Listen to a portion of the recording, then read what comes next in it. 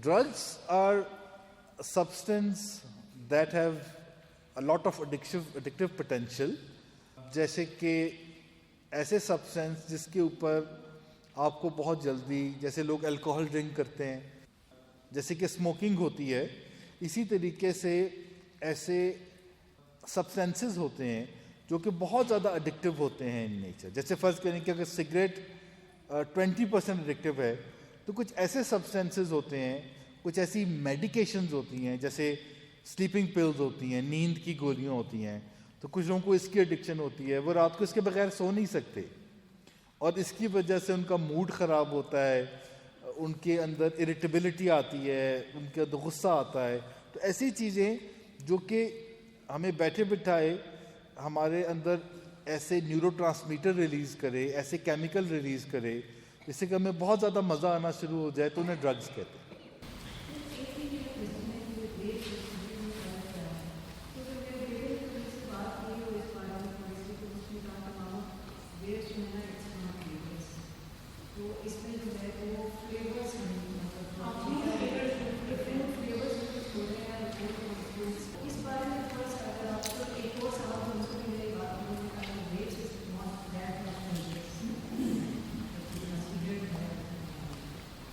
मैं इसके दो जवाब आपको देना चाहूँगा. एक ये कि अगर उन्होंने फ्रूट ही खाना है तो फिर सही तरीके से खा लें, तो फिर ये वेप के ज़रिए क्यों? ठीक है, तो that is not a valid reason कि आपका फल खाने को दिल है तो आप कहें कि आप वेप से कोई फल ले लें.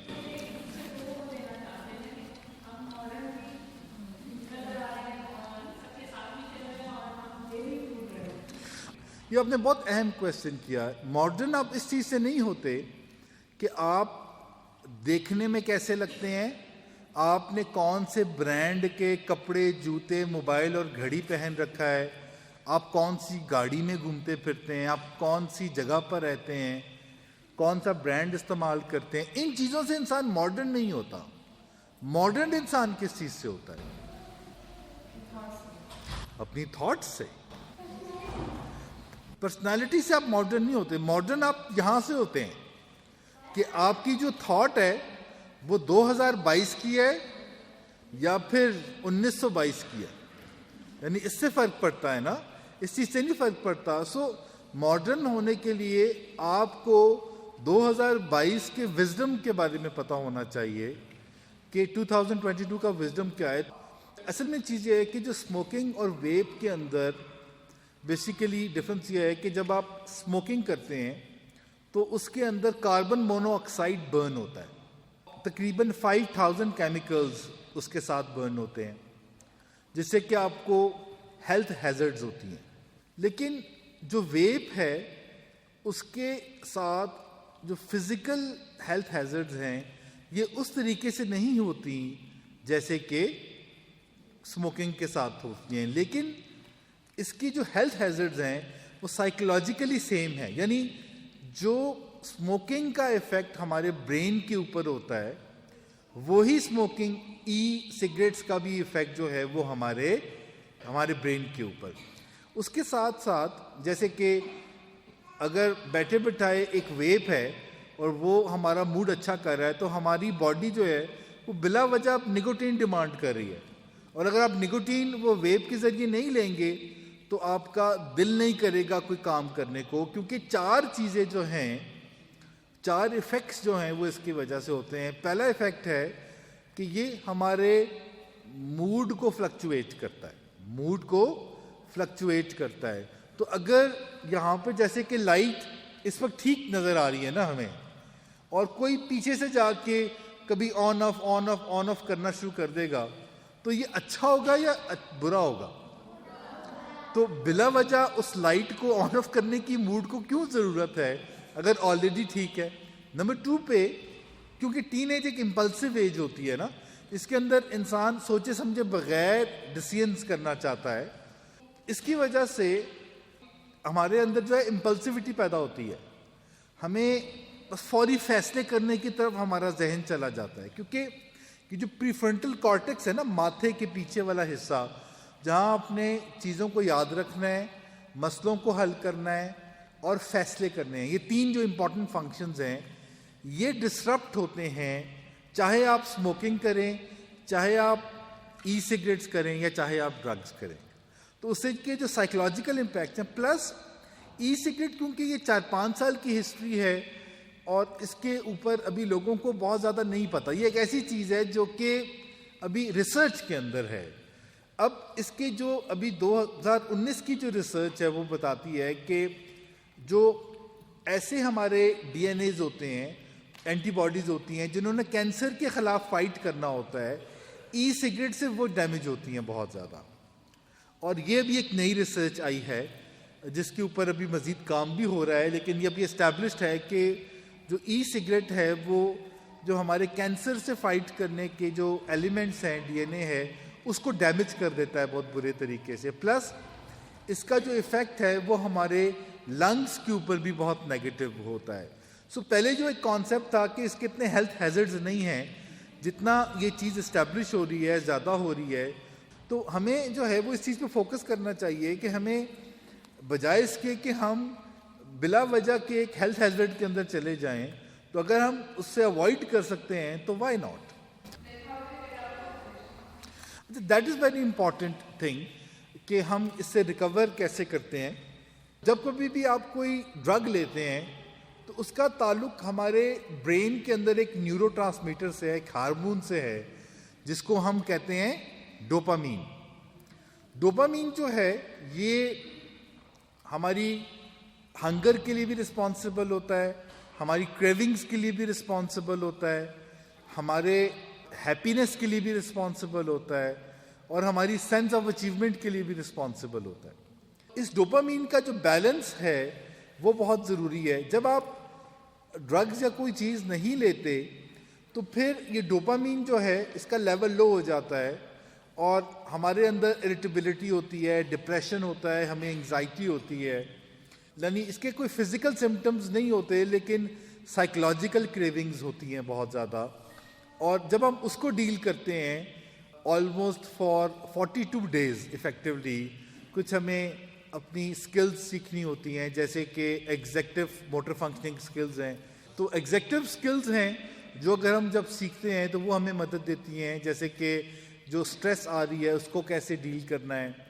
और 21 डेज़ की या 42 डेज़ की जो डिफ़िकल्टी है उसके अंदर हमें एक लाइफस्टाइल चेंज बनाना होता है, एक अपनी दिन की रूटीन बनानी होती है। और सिगरेट अगर क्विट करने हैं तो उसको आप ऐसे नहीं कर सकते कि अचानक से आप छोड़ दें। आप 10 सिगरेट्स कोई पी रहा है या ई सिगरेट कोई दिन में 3 ग्राम निकोटीन ले रहा है तो वो उसको छोड़ दे, ऐसा नहीं होता। असल चीज़ ये है कि जो सिगरेट पीने वाले लोग हैं उस एक टेक्निक के तहत छोड़ने, और टेक्निक ये है कि सबसे पहले आप बजाय इसके कि सिगरेट या ई सिगरेट आपको कंट्रोल करे, आप उसको कंट्रोल करना शुरू कर देते। जैसे आप अपॉइंटमेंट देना स्टार्ट कर देते हैं सिगरेट को, कि अगर सिगरेट जो है वो आप पूरा दिन में 10 सिगरेट पीते हैं तो अब आप टाइम फिक्स कर देते हैं सबसे पहले कि आपने इतने बजे सिगरेट पीना है, उसके अलावा नहीं पीना। फिर उसके बाद आप कहते हैं कि अच्छा इन 6 घंटों के अंदर मैंने नहीं पीना। फिर आप कहते हैं कि अच्छा इन 12 घंटों के अंदर मैंने नहीं पीना। फिर ऐसे करते करते आप कहते हैं कि एक दिन सिगरेट हॉलीडे है, फिर हफ्ते में कोई 2 दिन सिगरेट हॉलीडे है। तो आप ऐसे करते करते फिर इस हैबिट को क्विट कर देते हैं और आपको इतनी एंग्जाइटी और वो डिप्रेशन की फीलिंग नहीं होती। लेकिन अगर आपने इसको कोल्ड टर्की छोड़ना है तो फिर उसके लिए आपको कुछ निकोटीन सब्स्टिट्यूशन लेनी होती है, जैसे निकोटीन लॉजेंजेस होते हैं या निकोटीन पैचेस होते हैं जो आप यहाँ बाजू पे लगा लेते हैं, या निकोटीन च्युइंगम होती है जो आप थोड़ा सा यूज़ करते हैं और फिर उसको आहिस्ता आहिस्ता क्विट कर देते हैं।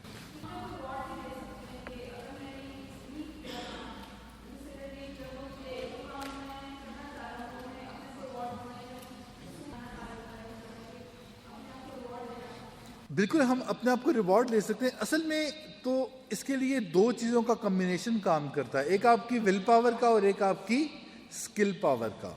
अगर आपने कोई भी हैबिट चेंज करनी है, किसी भी यानी एडिक्शन को हैबिट में कन्वर्ट करना है, तो उसके लिए ये ज़रूरी है कि आप अपने अंदर एक विल पावर की चीज़ों के ऊपर काम करें, जैसे कि अपनी नींद को पूरा करना शुरू कर दें और थकावट से पहले थोड़ा आराम कर लें, हर 4 घंटे के बाद कुछ ना कुछ खाएं, सफिशेंट अमाउंट में पानी पिएं और अपनी स्ट्रेस मैनेजमेंट करें। च्युइंगम से स्ट्रेस नहीं मैनेज होती, च्युइंगम से स्ट्रेस बढ़ता है हमेशा। जब आप कोई चीज़ च्यू करते हैं कॉन्टिन्यूसली तो आपका स्ट्रेस या एंग्जाइटी जो है वो बढ़ जाती है। बेस्ट जो ट्रीटमेंट है एंग्जाइटी का वो ये है कि आप वॉक करें। वॉक करना यानी जो लोग फिजिकल मूवमेंट रखते हैं उनकी, यानी जब आप ये चीज़ें कर चुके हों विल पावर की चीज़ें, तो फिर आप ऐसी टेक्निक जो मैंने बताई हैं उसके ऊपर काम करते हैं, तो these help you in quitting not only cigarettes but any habit. खाना पीना भी आप ऐसे ही कम कर सकते हैं और चीज़ें भी। जी डेफिनेटली उसके अंदर भी ऐसे हार्मफुल केमिकल्स हैं। Tea is as addiction as a cigarette, आप समझ लें। लेकिन टी बहुत एक्सेप्टेबल है, ये बिल्कुल ऐसे ही है जैसे कि हम किसी के घर जाते हैं तो वो कहता है कि चाय पियो, जस्ट लाइक कि आप मेरे घर आए तो थोड़ा नशा करो। It is just like that. जी कैफीन है, it is same as stimulant. जैसे जो कैफीन है ये स्टिमुलेंट्स के ड्रग्स की फैमिली की है, जैसे कि चाय कॉफ़ी ये पहला लेवल है, उसके बाद जो लेवल है दैट इज़ रिटालिन, फिर आइस है, फिर कोकेन है, ये उस फैमिली से बिलोंग करती है। जी जी चाय में भी कैफीन होती है, बेसिकली वो स्टिमुलेंट होती है, वो हमारा मूड अच्छा कर देती है, हमें ज़रा हशाश बशाश कर देती है। वो एडिक्टिव पोटेंशियल उसके अंदर है ना, उसके अंदर चांसेस हैं कि एडिक्शन हो जाएगी। जैसे जो लोग चाय पीने के शौकीन होते हैं, अगर वो चाय ना पिए तो क्या होता है? सर में दर्द होता है, मूड खराब होता है। देखिए हमारा कल्चर हमें कंट्रोल करता है कौन सी चीज़ अगर इसमें कैफीन और इवन इट इज एडिक्टिव, वो हमारे कल्चर में हमारा चाय और कॉफी अगर हम पिए इट्स रियली नॉर्मल, ये एडिक्टिव भी है। और वो जो vape cigarette etcetera these are meant bad, but असरार तो सेम ही होते हैं दोनों के। Exactly, it is an acceptable drug. जैसे कुछ लोगों के यहाँ सिगरेट पीना एक्सेप्टेबल होता है, लेकिन जो चाय जो है, tea basically, this is an very very acceptable drug that we have in our families, और it is as addictive as smoking.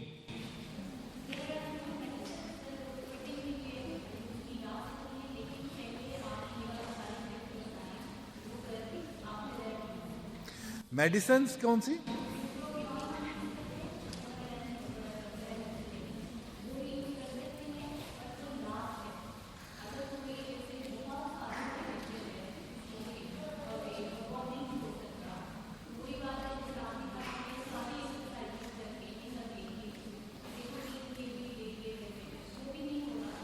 लेकिन normally there are no specific medications for quit smoking. It is only substitution है कि आप कुछ nicotine patches या ऐसी कोई substitution के अंदर आप चले जाएं, तो that helps in quitting.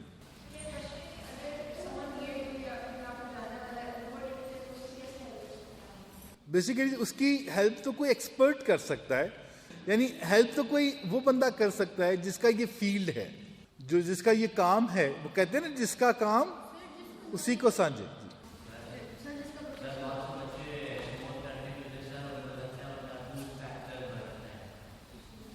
Cigarette पीने के बारे में क्या चीज कूल होगी? अगर कोई बंदा आपके करीब आता है और आपसे बात करता है, उसने सिगरेट पिया हो, तो आपका क्या रिएक्शन होता है? आप पहले नाक बंद करते हैं, थोड़ा पीछे होके बात करो। अगर आप एक कमरे के अंदर बैठे हैं और वहां पे कोई बंदा सिगरेट पी के आया है, अभी आपके सामने ना भी पिया हो, तो कैसी फीलिंग आती है? एक कह रहे कमरे से बाहर निकालने को दिल करता है। मतलब what is cool about it? गाड़ी से भी सिगरेट की स्मेल आती है अगर कोई हो तो। एक चीज ये है कि मैं आपको बताऊं कि जैसे कभी किसी ने माउंटेन ड्यू का एड देखा है टीवी पे जो आता है, उसमें वो माउंटेन ड्यू पी के क्या करता है? वो पहाड़ियों के ऊपर छलांगे मारता है मोटरसाइकिल के ऊपर। Is it practically correct? ऐसा हो सकता है? तो ऐसी चीजें, कोई भी इंसान जो कि कूल नजर आता है, ये इस वजह से नहीं है कि वो बहुत अच्छा है, वो इस वजह से है कि हम खुद को कूल नहीं समझते। तो अगर हम खुद को कूल समझना शुरू कर दें तो हमें लोगों की एक्टिविटीज को देख के कूल फील करने की जरूरत नहीं होगी। हेल्पफुल? वेप? Yes, oxygen. आप इस्लामाबाद सिटी में रहते हैं जहां पर जो एयर की क्लीननेस का लेवल है ये 50 के करीब करीब है, तो जहां पर लंबे लंबे सांस लें, इससे अच्छा क्या ड्रग है?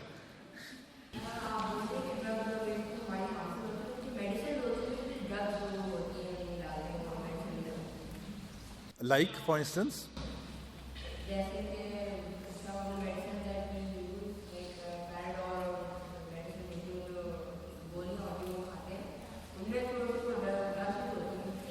वो एक प्रिस्क्रिप्शन है कि आपको डॉक्टर कहता है कि आपने इतने दिन के लिए ये एंटीबायोटिक लेनी है या पैनाडॉल खानी है कि आपको बुखार है, और अगर बुखार आपका एक लेवल से ऊपर चला जाएगा तो उसके कुछ सीरियस इम्प्लीकेशंस हो सकते हैं आपके हेल्थ पे।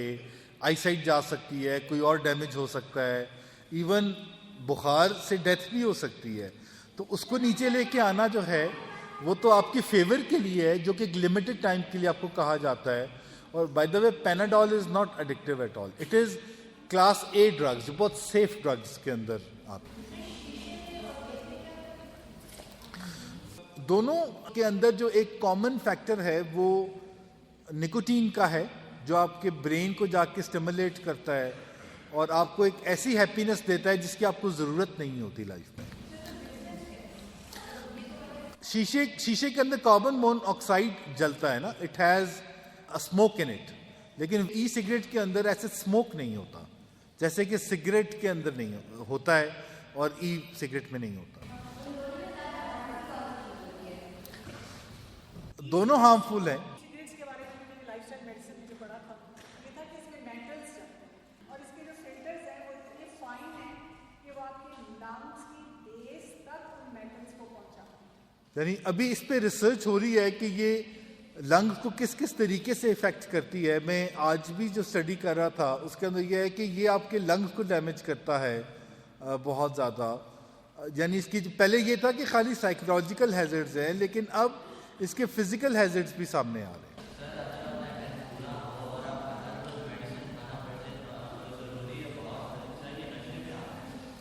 अगर किसी डॉक्टर ने आपको प्रिस्क्राइब किया है कोई भी चीज जो कि एक उस फील्ड का स्पेशलिस्ट आपको प्रिस्क्राइब करता है तो वो एडिक्टिव नहीं होता। जैसे डॉक्टर्स को भी ये देख के और समझ के करना होता है। कोई पेन किलर दे रहा है तो 14 डेज से ऊपर नहीं देते, अगर उससे ऊपर देना है तो फिर उसकी और कॉम्बिनेशंस है जिससे एडिक्शन ना हो।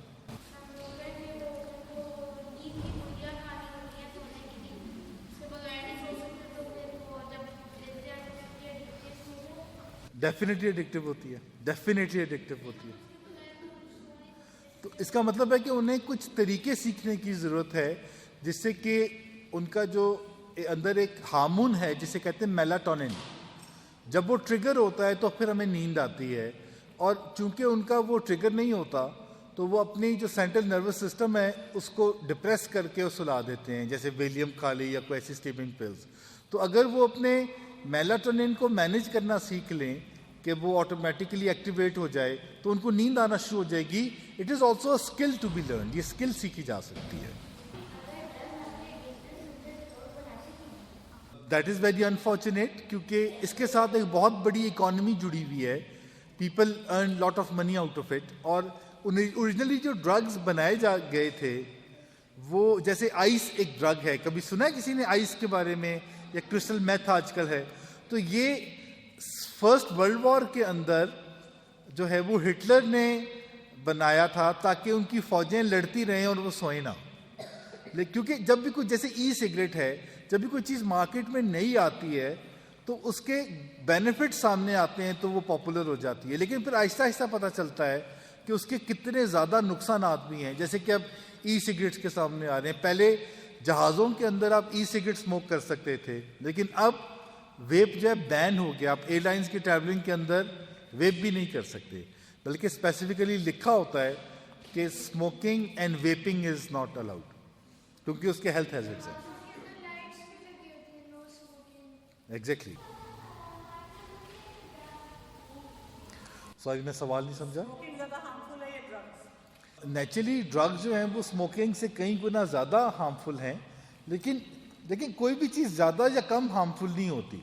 या तो कोई चीज़ हार्मफुल होती है या फिर कोई चीज़ हेल्दी होती है।